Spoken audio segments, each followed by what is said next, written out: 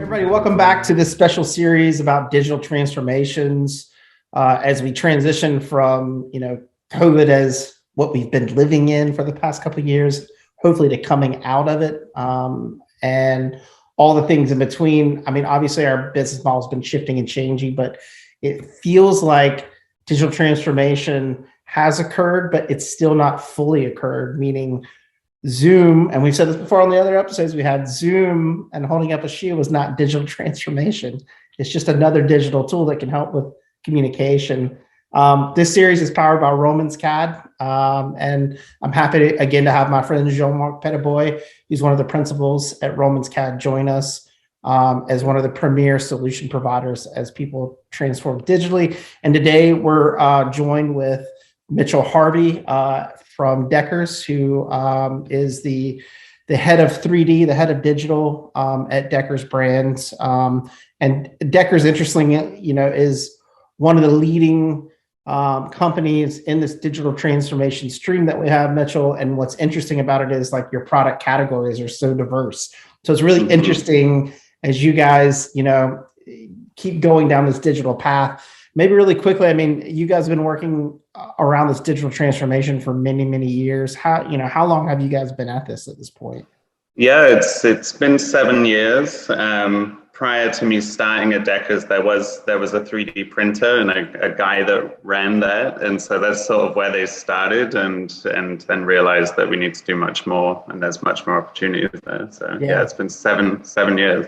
7 years. So it's still going strong. So that's great. But I also know you guys use a multitude of digital tools for various reasons, because different things do, things really well that you need it to, right? Especially when you're designing and developing shoes, but also know that you guys use Roman CADs a lot. And as we talked in previous episodes, some of that's around the pattern making and around the synchronization. Maybe you can just quickly describe how you guys use Roman CADs as part of your portfolio of digital tools. Yeah, so we do footwear and apparel. So for footwear specifically, Romans CAD is the main software we use, and it almost does everything we need, and one person can see the whole process through for one style. A lot of brands will cut things up and have somebody doing one piece, somebody doing the modeling, someone else doing the texturing and rendering. With the process we have, we try and keep it one person per product. And so Romans CAD has helped us to do that, integrated with Flex PLM. So like you mentioned, the patterns are accurate. What we build is accurate, and we can send that to the factories. We can create bill of materials, pre-costing, push that data back to PLM. And more recently, Romans CAD has allowed us to actually push the models to a rendering software straight from Romans CAD. And so before, we'd been using Modo heavily to render the final assets, but Romans CAD is helping us to actually streamline that workflow as well and share not just 2D renders, but 3D models. Romans CAD has a showcase tool that you can share the models so people can spin it around and embed that into your visual line plan and your B2B tool. And so it becomes quite a one-stop shop compared to other solutions out there. That's great, because I think that tees up what the discussion is today about that. And obviously we talked about how Romans CAD can help with design development, pattern making, factory synchronization. It cuts out time, it cuts out cost, it gives you line of sight and traceability in your process, synchronize teams remotely. But what we've seen and through COVID is not just the issue that people can't be in the factory, right, and watching what's happening, but also increasingly sales reps couldn't get in front of retailers to sell and to show. And so what we're interested about today is the B2B transformation that's happening with digitization and especially through Romans CAD. And you mentioned that. Maybe you can just briefly describe like what happened during COVID, and then what, this tool that's come out of it. How is it something that was just because of COVID and then we come out and we're going back to the normal, or is there a new normal in terms of how B2B is operating in the footwear space? So yeah, when COVID hit, there was more need for 3D. Luckily, we were prepared, but as we had to increase what we were outputting for but even more milestones than we were already doing. So not just design review, but line reviews and sales.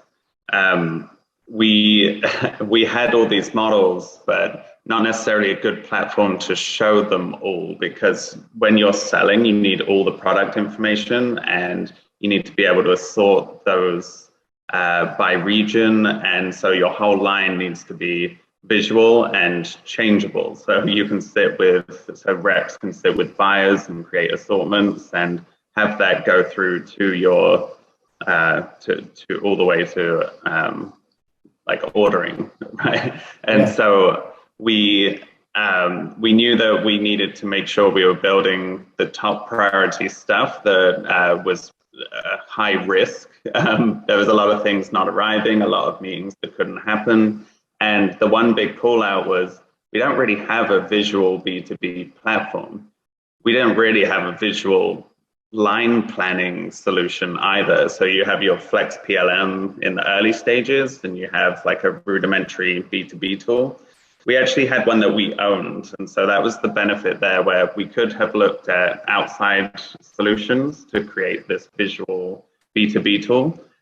We decided to end up building that internally so that when the line is ready, it can be organized and prepared for the regions. The regions can then take that and work with the reps, and the reps can work with the buyers to create assortments. And so it was huge to be able to do that visually, because every meeting was now digital. So there wasn't physical products in hand for the buyers. And so instead we were able to have 3D and augmented reality. So you could put it on a table, you couldn't put it on your foot, but still great for, we have it as a mobile app now, so you can really have it on the table in front of you. And so that was a huge development, and this all had to happen very fast. And yeah, so COVID caused 3D to be more important, even more important than it was, but 3D meant that we needed a visual tool to present all these things, not just as 2D renders, but 3D models. Yeah, and Jean-Marc, I know you guys also built the tool through Romans CAD where people using the system can funnel in and have that B2B relationship and that experience as well for buyers and sellers.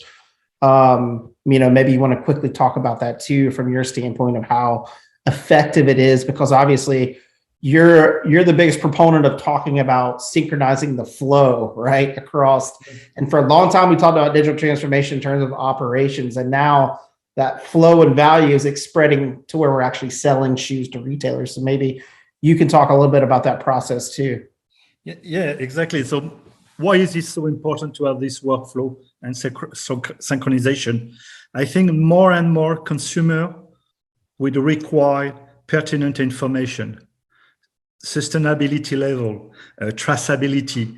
So the only way you can deal with all this information, with all this database, is to have this workflow. And you want this information to be true, to be realistic, to match what you're selling, match what you're producing, and besides, because you're producing information, like, for example, imagine one day when you give the level of sustainability to one particular shoe, regardless of the standard, you want to make sure that what you're giving to the customer is real. Another example, we've been asked with one of your company in the US to tell them what is the percentage of the footwear which is made in the US of A. That's the type of information that people would require. And obviously, this information need to be pushed to B2B tools, B2C tools, metaverse, whatever. For us, it will just be, as Mitch mentioned, we now are able to push the model directly to rendering server. And the same way metaverse will happen, we'll be able to push the 3D model ends with the right piece of information. And maybe might need to filter the information, because obviously consumer just need the precise and clear and lacks the information you have maybe on your label, you know, when you buy. Have you, when you know, because obviously Roman CAD works with a lot of brands, and I'm interested in hearing from Mitch too, but the obviously the sales reps and the merchandising teams are so like for decades is touch, right? It's always like being in front of you. How has this kind of transformed? Because I feel like some people still want to go back to the touch and feel, which is fine, but maybe this digital kind of B2B platform where you can have these visuals, maybe it's one sample type, and then you can look at colorways differently through digital so that you're not having to lug around 100 pairs with you, maybe just 10 or so. Is that what we're looking at now, where there is a merge of hybrid where, yeah, you still probably do need a couple of physical samples just to have it, but this digital tool now is so real and lifelike that it provides the colorways that can kind of transform? So for us, it's funny because we do have multiple brands. Not every brand looks at it the same. So obviously with UGG, the touch and feel of the fur products we have is hard to replace entirely with 3D. But some of our other brands, we've been able to reduce samples. We don't yet plan to go back to a full like sales sample volume globally. But it's never going away. The 3D piece of it is never going away regardless. At the moment, there's still some times when those products aren't arriving. And so we know 3D is important because we have people going crazy hoping that like we can provide the 3D because there's some issues. There's still some challenges there trying to get those. Because we haven't even like really get into the supply chain challenge of the sampling and how I mean, let's not even get this. That's a whole other kick to the coffee that I'll take. An 18-part series. Are you interested in it? I didn't know you're interested in that. Oh yeah. Just a little bit. Just a tad bit. Just moderate issue, no big deal. I'm also interested in and this is the thought I have, but with the tool the way it is now, if you sit down with a representative and and you got a 3D model from a brand, can you work with that representative to make changes? And does that feed back into a system? Like basically meaning, can a retailer better customize, maybe not like the full design, but like maybe make changes? Because obviously you can change colorways, but is there ever this idea where we can start to actually have the retailers better craft what they're looking for their store through this? It's entirely possible. It's just not something we do. So there are tools like I'll call one out specifically. There's a tool like Immersia. You could for sure use Romans CAD, but we don't have our sales reps using Romans CAD directly. It's more of a 3D tool. As much as there are very dumbed down, easy UIs, we personally don't take Romans CAD out into the field. But there are definitely tools like Immersia where you can color configurate. So we could upload those Romans CAD models, color configurate, and that's something that's online based, doesn't require like a license for everybody using it. And so theoretically, you could take that to the buyers. I know there's other brands doing that. I think it just doesn't fit us specifically. Yeah. We don't want to go out to every buyer and have all these millions of suggestions come back visually too. Right. But what we do instead, all of the comments are made by the buyers in the tool. So we get the feedback. We just don't get like a visual of what they're looking for or anything like that. I think I'm sure you get the feedback instantly there, right? If it's in the digital totally. Format, and I can bring Jean-Marc on this too. If you're getting the feedback instantly and putting into the system, it's going back to the design and development team, and they're looking at it and say, okay, let's update the model. And just briefly, that was done in a in a physical printed catalog before. We would mark off which products people want. Right. Leave little notes in the physical catalog. Each brand, for each time this happens, has to spend 16 $20,000 on printing physical catalogs and getting those to where they need to be so people could pencil in what they want, then the sales reps would have to go back and enter that into a system. Now we have a system that the buyers can even view when the reps have gone. And so the buyers can talk to the teams that went along with them for that meeting, view everything in 3D, make the comments, and then all of that goes straight back to all the regions. And it's a case of like, there is the assortment, it's visual, it's planned, and it can port through to the ordering system. Similar to that we turned this into a visual line planning tool for early merchandising. And so it's the same thing when you're creating the assortments for the buyers. For the visual line plan, our regions can merchandise and move things by intro date and all of this stuff. And when it's ready, the right person approves it, that can filter back to Flex PLM. So each system is more visual and talking to one another live. So Jean-Marc, I mean, there's your optimization right there, right? Number one, if I'm writing something in notes, you won't be able to read it to begin with because my handwriting looks like a doctor. Not yet. You can call me Dr. Polk if you want, based on the handwriting, not on the degrees.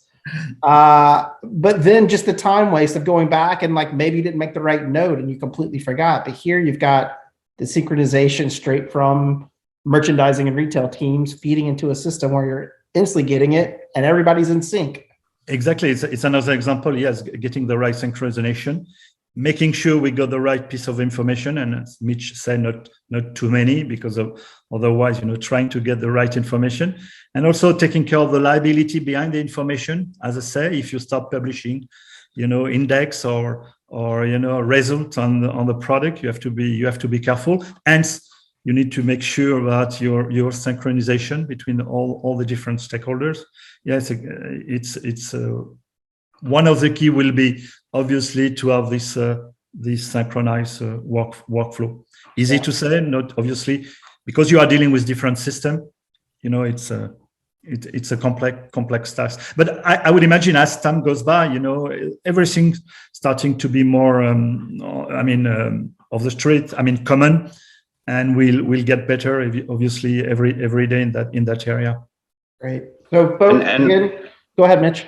Well, I was just going to say we always had a team, like a PLM team and a master data team, and now we really have specific teams that oversee the visual line planning tool and the B2B tool. So new teams had to be created to facilitate what we were building.